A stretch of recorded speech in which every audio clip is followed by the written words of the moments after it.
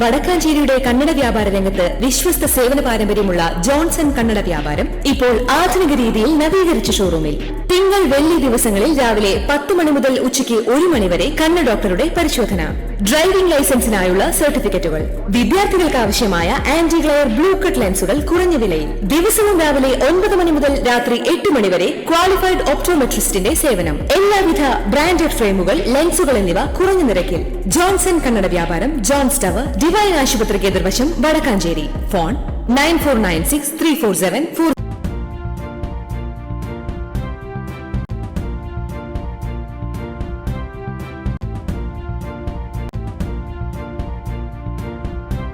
നമസ്കാരം, any time ന്യൂസിലേക്ക് സ്വാഗതം. സുരക്ഷാ പദ്ധതികൾ കൂടെ നിന്നവരുടെ കുടുംബങ്ങളെയും ചേർത്ത് നിർത്തുന്ന സംസ്കാരമെന്ന് മന്ത്രി കെ രാജൻ അഭിപ്രായപ്പെട്ടു. Vadakkanchery merchants association Vadakkanchery unit കുടുംബ സുരക്ഷാ പദ്ധതിയിൽ ഉൾപ്പെടുത്തി 20 ലക്ഷം രൂപയുടെ സഹായ വിതരണം കൈമാറിക്കൊണ്ട് സംസാരിക്കുകയായിരുന്നു മന്ത്രി. തയ്യാറായ കാരണം ഒരാൾ മരിച്ചാൽ ഒരു 100 രൂപ മരിച്ചവന് വേണ്ടി മാറ്റിവെക്കുക. ഭദ്രം എന്ന പദ്ധതിക്ക് പേരിടുമ്പോൾ 10 ലക്ഷം രൂപ മരിച്ചവരുടെ കുടുംബത്തിന് കൊടുക്കുക എന്ന മാത്രമേ ആശയം അതിലുണ്ടായിരുന്നുള്ളൂ. പക്ഷെ പിന്നെ നേരത്തെ പ്രസിഡന്റിനോട് പറഞ്ഞതുപോലെ ഒരാൾ മരിച്ചാൽ 100 രൂപ തികച്ചു വെക്കാൻ പറ്റാത്തവൻ കൂടിയുണ്ട് എന്ന് തിരിച്ചറിഞ്ഞപ്പോൾ ഭദ്രം പ്ലസ് എന്നൊരു പരിപാടി ചേർന്ന് എങ്ങനെയെങ്കിലും 50 രൂപ മാറ്റിവെക്കാൻ കഴിയുന്നവരുടെ ഒരു പ്ലസ് കൂടി ഉണ്ടാക്കാൻ വേണ്ടി നിശ്ചയിച്ചു. ഞങ്ങളുടെ ഒരു പരിപാടിയിൽ പങ്കെടുക്കുമ്പോൾ ഹമീദ് ഖാനോട് പറഞ്ഞതായിട്ട് ഞാൻ ഓർക്കുകയാണ്, കുടുംബാംഗങ്ങളെ കൂടി ഇതിൽ പങ്കാളിയാക്കണം എന്ന് ഞങ്ങൾ ആഗ്രഹിക്കുകയാണ്. ഇപ്പോൾ കുടുംബാംഗങ്ങളെയും അതിൽ പങ്കാളിയാക്കുന്നു. കേവലം മരിച്ചാൽ സഹായിക്കുക എന്ന് മാത്രമല്ല, ചികിത്സയുടെ സഹായങ്ങൾ 5 ലക്ഷം രൂപ വരെയോ 7.5 ലക്ഷം രൂപ വരെയോ ഒക്കെ ഉയർത്തി ഒരാൾ അസുഖമായാൽ ഒറ്റപ്പെട്ടു പോകുമെന്ന സ്ഥിതിവിശേഷത്തിൽ നിന്ന് മാറി ചിന്തിക്കാൻ കഴിയുന്നു എന്നൊന്നും ഇതിൻ്റെ പ്രത്യേകതയായി ഞങ്ങൾ കാണുകയാണ്.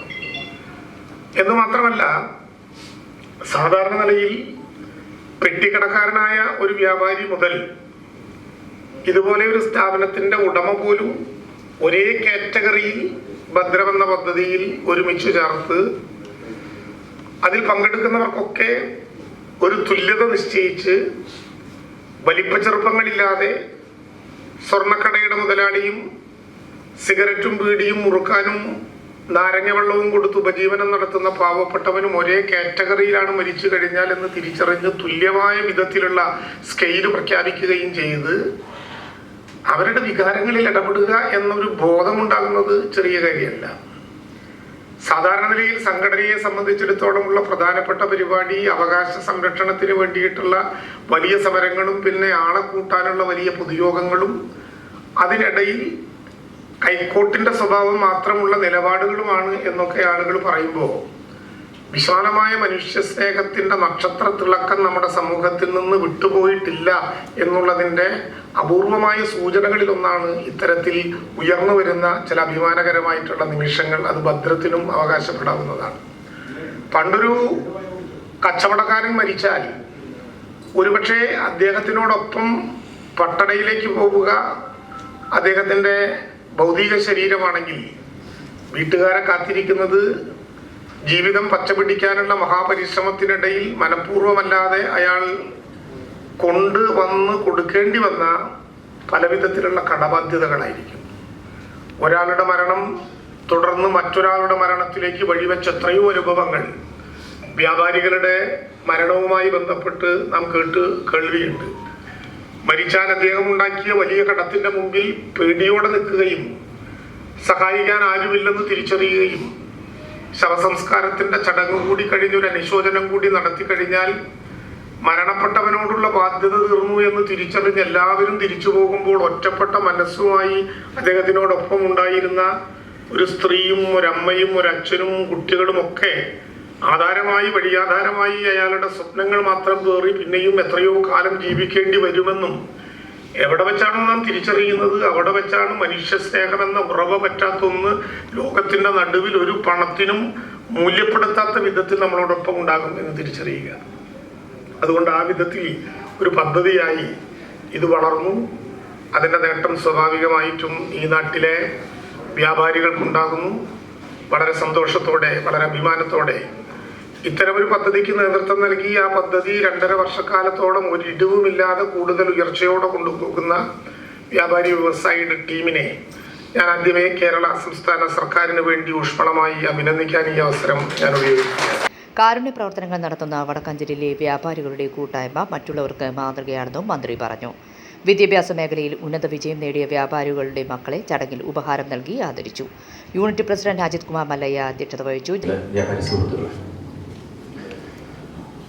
ഇന്ന് നമുക്ക് എല്ലാവർക്കും എന്നെ സംബന്ധിച്ചത് പറയുകയാണെങ്കിൽ ജൂൺ മാസം ആദ്യത്തെ